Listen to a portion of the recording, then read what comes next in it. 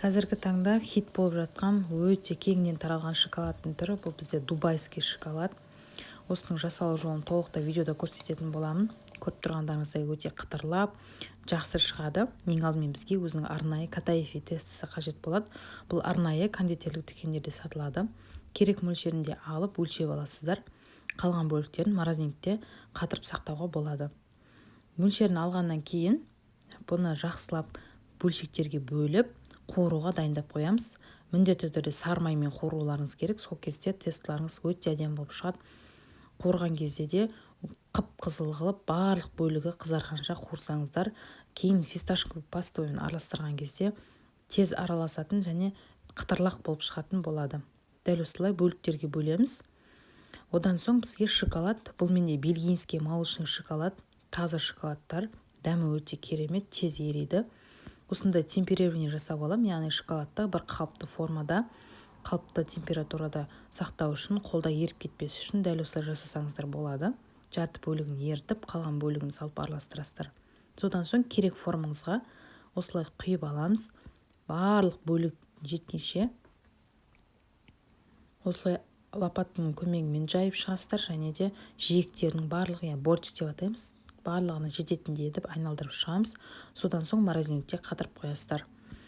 Осы қатыруға жібергеннен кейін біз жаңа катаифи тестімізді қуырамыз. Ең алдымен сармайдың бөлігін алып табаға салып ерігеннен соң үстіне тестін саламыз. Араластырып тұрып қуырасыздар. Қасынан кетіп қалмаңыздар, өйткені бірден күйіп кетеді. Бұл деген өте жіңішке қамыр. Осылай біркелкі қызарғанша қуырғаннан кейін біздің тестіміз дайын болады. Қуырылған тестіға біз паста қосамыз. Фисташка паста. Фисташковый пастаның өзіндік бір ерекше иісі және сәл қышқылдау дәмі болады. Сондықтан мен күнжіт пастасымен араластырдым. Күнжіт пастасының ешқандай дәмі, иісі болмайды. Тек осындай шамалы қышқылдықты басу үшін қолданылатын паста. Екеуін араластырып, керек мөлшерде, бұлардың барлығының мөлшерін мен видеоның астында қалдыратын болам. Осылай қуырғаннан соң бөлек ыдысқа салып, үстіне жаңағы пасталарды саламыз. Содан соң жақсылап тұрып араластырамыз. Барлық бөлігіне паста тиетіндей, қытырлайтындай дәрежеге дейін осылай жақсылап араластыратын боламыз. Араластырып болған соң біздің морозильниктегі шоколадымыздың формасы қатып тұрады.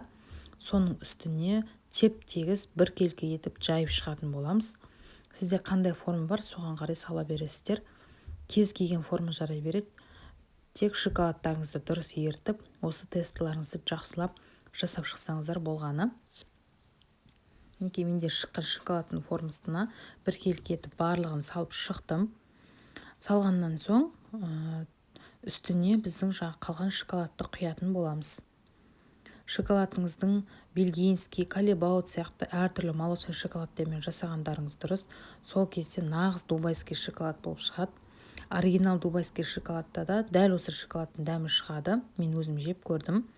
Дәл осылай шығады. Тек олардың пасталарында бір басқа ерекшелік бар сияқты.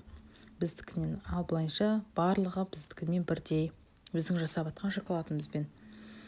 Сапалы шоколадтарды пайдаланғандарыңыз үшін. Сол кезде әдемі формасында ұстап шығатын керемет шоколад шығады. Барлық бөлігіне жететіндей етіп жайып шықтым.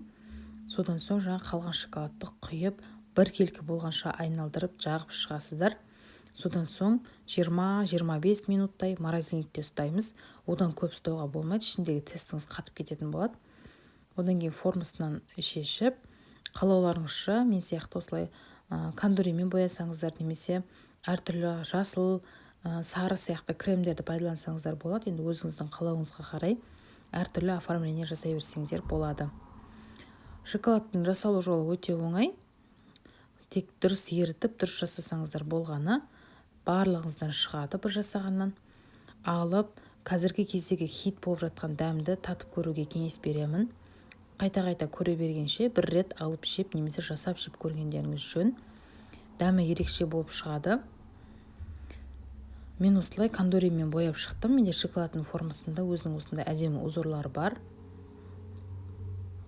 Дайын болған шоколадты қолыңызбен бөлсеңіз, пырт етіп өзі сынады. Жеген кезде қытырлап, күшті дәм береді. Шаймен ішсеңіздер өте керемет. Жасап көріңіздер. Бұл менде таза шоколадтан, таза катаифи тестадан жасалған оригинал шоколад десем де болады. Көргендеріңізге көптен көп рахмет. Алдағы уақытта дубайский чизкейктің де видеосын шығаратын боламын. Менің каналыма жазылып, өздеріңіздің комментарийларыңызды, лайктарыңызды баса өтіңіздер. Алдағы уақытта осы чизкейктің рецептісін де салатын боламын. Көргендеріңізге көптен көп рахмет. Сау болыңыздар. Жасап, жеп көруге барлықтарыңызға кеңес беремін.